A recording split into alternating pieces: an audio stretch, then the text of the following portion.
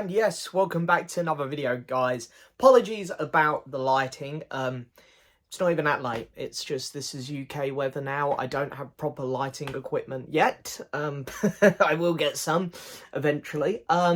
Anyway, today we're here to talk about the latest Doctor Who episode. We're still on the free specials for the 60th anniversary, and today's episode was called Wild Blue Yonder. Pretty sure that's right. Wild Blue Yonder. So anyway, last week's episode I enjoyed enough. It was good fun. I didn't think it was brilliant, but you know, David's back, Donna's back. You had a great little adventure there. Fun little story. Didn't blow me away, but it was good enough. It was a lot better than everything we've had the last 5 years. I know that much. And it felt like Doctor Who was back. This episode here, I was really excited for because I knew it would be an isolated story with just David and the Doctor and Donna. You know, we wouldn't have her family there and it wouldn't be on Earth. I was like, yeah, this is going to be like a classic adventure story. And it kind of was. It kind of was. It was just them. There's a threat, a problem, and they have to deal with it together and escape. And that was all fun. And I did enjoy this episode a lot. I think I slightly preferred it to the first episode myself. But I have one big problem with this one. And that is, while I enjoyed it and the episode didn't really do anything that upset or annoyed me, nothing like that, it just felt like a really good episode, you know, a really solid episode which would just be in a normal series of Doctor Who. It didn't feel like a grand 60th anniversary special. The first one obviously did, because it's like, David's back, here's Donna. You know, we have all these characters come back. This one was just like, I will be honest with you, the first episode was kind of what I expected. I'm expecting the last episode to be this epic conclusion with David's Doctor and the toy maker and stuff.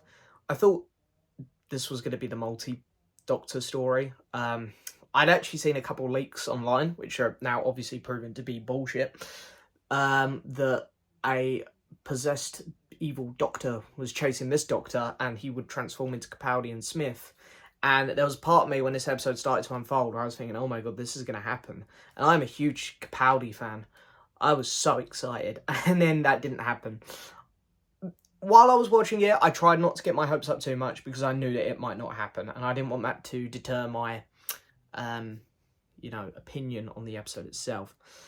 But yeah, you know, the episode itself, there's only really two people in this episode. That's David Tennant and Catherine Tate, of course.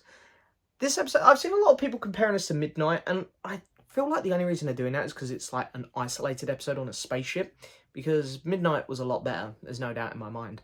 But this episode was good. I thought it was very interesting. You very quickly catch on to what's going on, and I love that the episode makes you question which is the real Doctor and which is the real Donna a few times.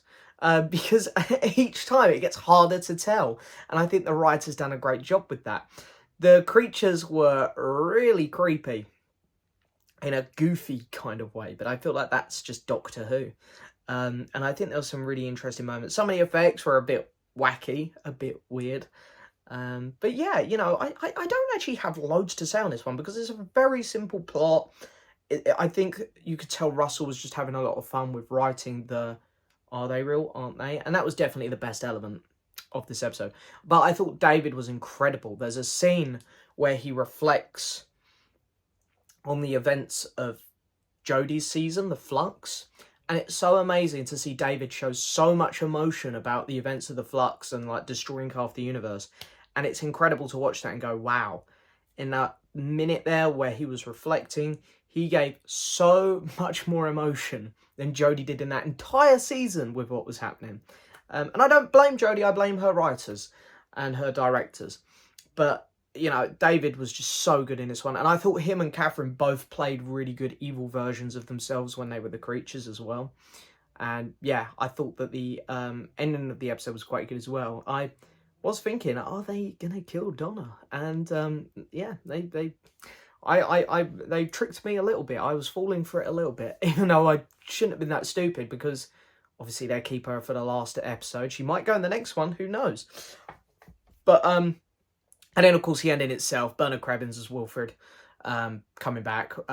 You know, he's one of the all-time greatest Doctor Who characters. Who would have thought that a companion's granddad would end up being one of the best characters in Doctor Who ever, but he is, and we love Wilfred, and we rest in peace to Bernard Cribbins, fantastic actor. I've seen him in a few other things as well. He was just brilliant and so good in Doctor Who.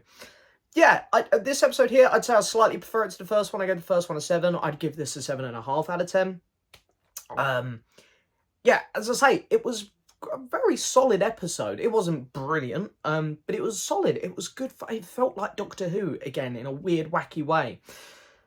But for me, it's not like a 60th anniversary special. Like, wow, this is amazing. Yeah, I'm a little bit worried for next week's now that they're not going to go out with this epic bang, but I'm really hoping they do because it's the 60th anniversary. Every anniversary for Doctor Who, big one. They've always done multi-Doctor stories, going all the way back to the 3 Doctors, and then of course we have the 5 Doctors, the 2 Doctors, and then the Day of the Doctor, the 50th, and it's like we always get multi-Doctor stories for these big anniversaries. I don't think that's going to happen now, but so I'm hoping that they can counter that with something different. Other than that, I'm really excited to see Shooty as well. Anyway, on to next week's. This episode here was good. I enjoyed it. So far, the 2 specials have been entertaining and good, but they haven't been on that epic level that I've wanted them to be. So we'll see if the finale can deliver on that. Anyway, guys, thank you so much for watching. As always, don't forget to hit that subscribe button, like the video, leave a message, and as always, I will see you next time for another video. Bye-bye.